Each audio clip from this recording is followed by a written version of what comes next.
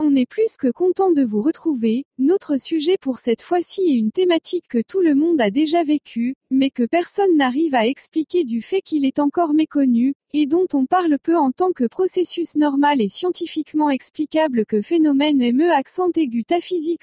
Bien sûr, on parle ici du déjà vu. J'ai l'impression d'avoir déjà vécu cette situation, j'ai le sentiment que cette conversation a déjà eu lieu auparavant.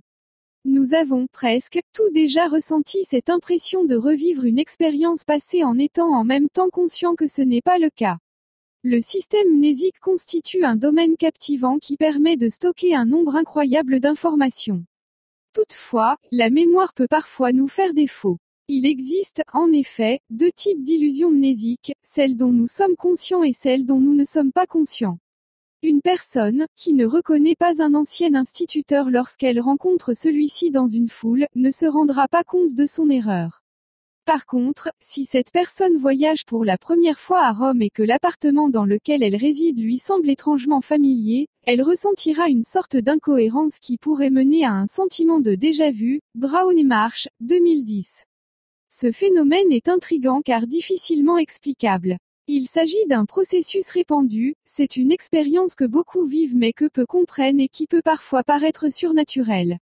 Elle est même parfois liée à une impression de pouvoir prédire ce qui va se produire. Mais ce phénomène peut être expliqué scientifiquement. Qu'est-ce qu'un déjà-vu? Le terme « déjà-vu » est décrit dans la littérature psychiatrique pour la première fois par Wigan en 1844 qui le qualifie de « sentiment de préexistence » et le définit comme le sentiment qu'un événement particulier a précédemment eu lieu.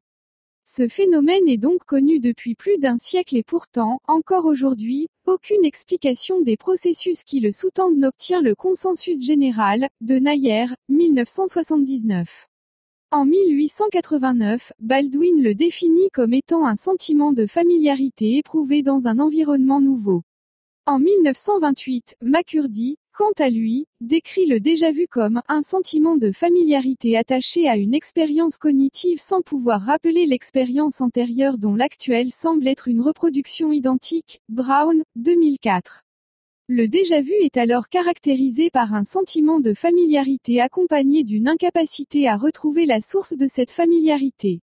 Ce sont les caractéristiques que Nep reprend également, en 1983, en définissant le déjà-vu comme une impression subjective et inappropriée de familiarité associée à un événement présent qui est confondu avec un événement passé indéfini, cité par Brown, 2004. Finalement, Brasdil et al.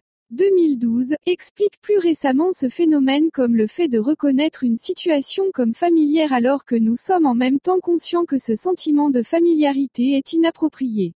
Au fil des années, la définition du déjà-vu s'est donc complétée pour finalement rassembler trois caractéristiques principales qui sont, le sentiment de familiarité, l'incapacité à retrouver la source de cette familiarité et la conscience que la situation actuelle n'a pas pu être vécue auparavant. Toutefois, les processus qui sous-tendent ce phénomène ne sont toujours pas clairement expliqués.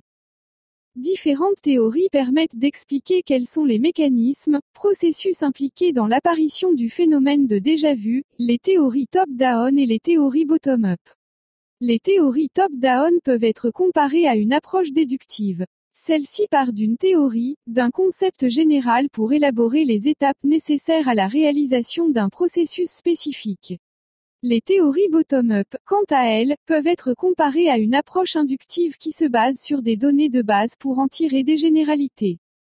On va détailler plus point comme NCCD on par les théories du top-down. Selon les théories top-down, ce sont les processus neuronaux se trouvant à un niveau cognitif supérieur à notre perception qui influenceraient ce que nous percevons dans l'environnement et guideraient donc l'impression de déjà-vu. O'Connor et Moulin, 2008. Donc parmi les théories du top-down nous avons la théorie neurologique. Une première explication top-down du phénomène de déjà-vu est une explication neurologique. Un déjà-vu serait le résultat d'un dysfonctionnement neurologique.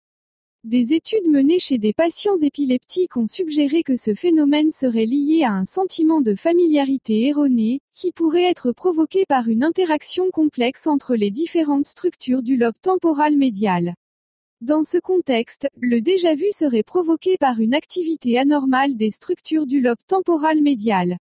Pour illustrer cette théorie, O'Connor et Moulin, 2008, ont décrit le cas du patient MH qui souffrait d'épilepsie du lobe temporal après une encéphalopathie. Suite à cela, il vivait des impressions de déjà-vu de 5 à 60 secondes, d'une fréquence allant d'une fois par mois à 3 fois par jour. Lorsqu'il vivait ces impressions de déjà-vu et afin d'essayer de les contrer, MH tentait de désengager son attention de l'environnement déclenchant le déjà-vu et de la rediriger en espérant pouvoir mettre fin à cette impression.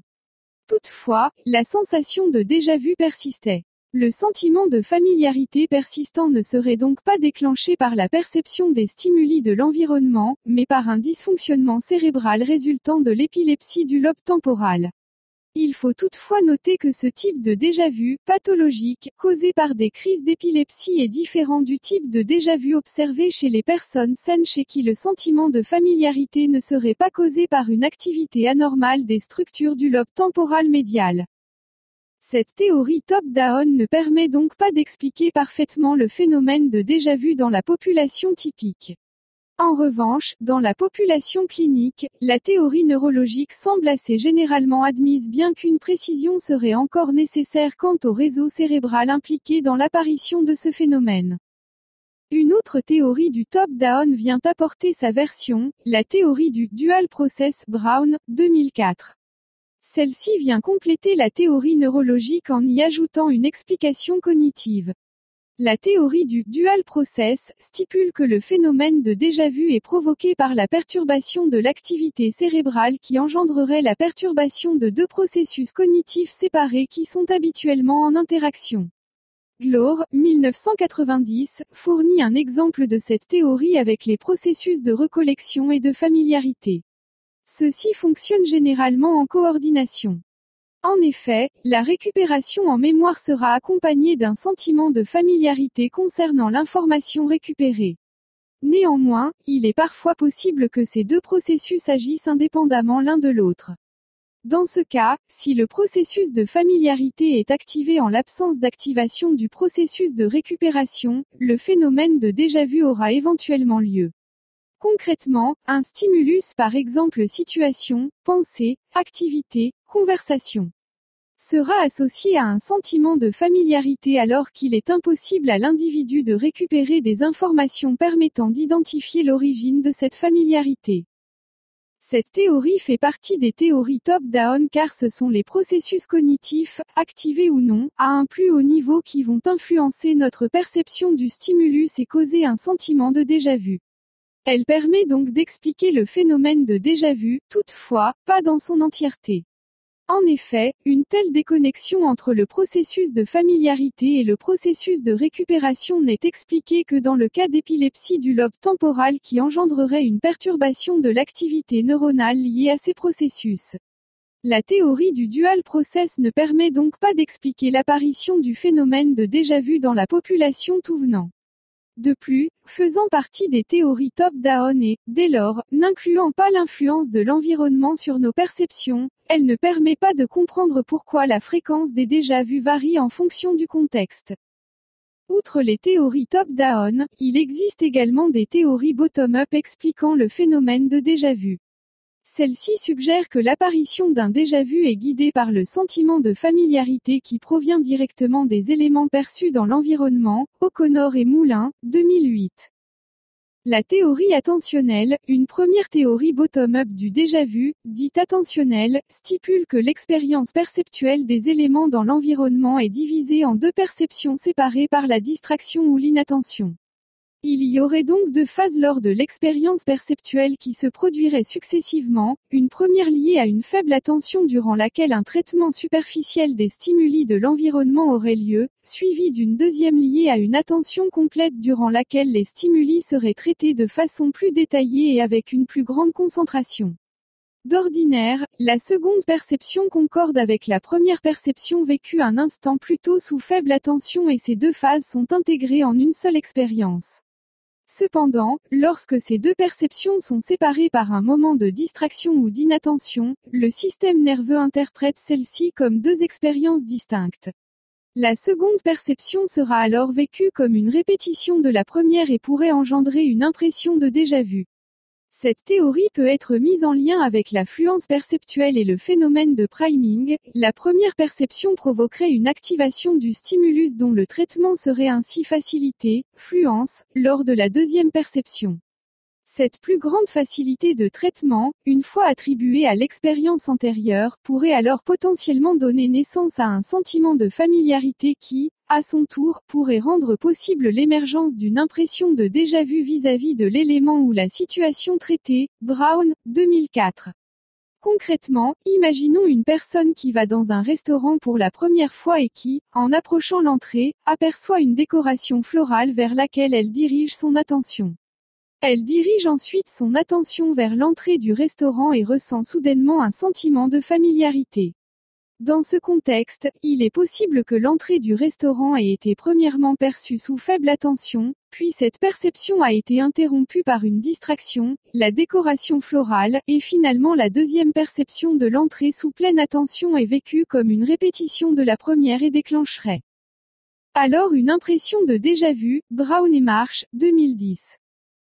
Cette théorie explique en partie le phénomène de déjà-vu en mettant en avant le sentiment de familiarité. Toutefois, la disqualification du sentiment de familiarité, nécessaire à l'apparition du phénomène de déjà-vu, n'est pas expliquée. Or, si ce sentiment n'est pas disqualifié, la situation sera interprétée comme une réelle répétition d'une expérience passée et non comme une impression de répétition. De plus, elle ne fournit pas d'éléments permettant d'expliquer la variation dans la fréquence des déjà-vus compte tenu du contexte. Pourquoi cette dissociation de l'attention se produirait-elle plus dans le contexte de vacances que dans le contexte de la vie quotidienne? Aussi, la théorie mnésique, une seconde théorie bottom-up, basée sur la mémoire, explique le déjà-vu comme une forte impression de familiarité en l'absence de souvenirs explicites. Il serait alors sous-tendu par la mémoire de reconnaissance. La reconnaissance est un type de mémoire qui permet de distinguer les expériences précédemment vécues des expériences nouvelles. Quand un individu vit un événement, différentes caractéristiques sont encodées en mémoire sous forme de set de caractéristiques, en fonction du traitement en cours, voir Clark et Grönlund, 1996. Ensuite, dans un processus de rappel, lorsque ce même individu vivra une nouvelle expérience, un nouvel événement, les caractéristiques de celui-ci seront associées, ou non, aux caractéristiques des événements passés stockés en mémoire, ce qui engendrera, ou non, un sentiment de familiarité. Si la source de ce sentiment de familiarité est identifiée, alors le déjà-vu n'aura pas lieu, le sentiment de familiarité étant attribué à sa source véritable, et non pas à l'expérience antérieure.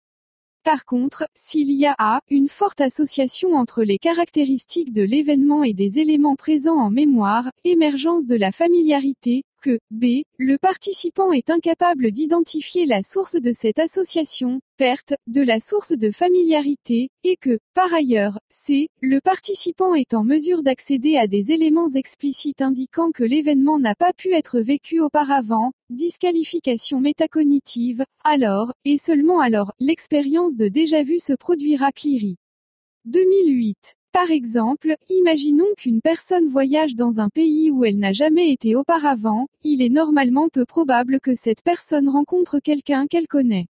Pourtant elle aperçoit un vendeur local qui lui semble familier. En effet, les caractéristiques de son visage ont été activées, certaines caractéristiques stockées dans sa mémoire.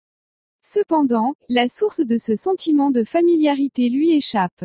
Par ailleurs, parce qu'elle est dans un pays étranger, cette personne se dit qu'il est impossible qu'elle ait déjà rencontré ce vendeur auparavant, métacognition. Dans ce contexte, un déjà-vu peut avoir lieu. À l'heure actuelle, c'est cette théorie bottom-up qui décrit le phénomène de déjà-vu de la manière la plus complète. En effet, contrairement à la théorie attentionnelle, le sentiment de familiarité est, ici, disqualifié.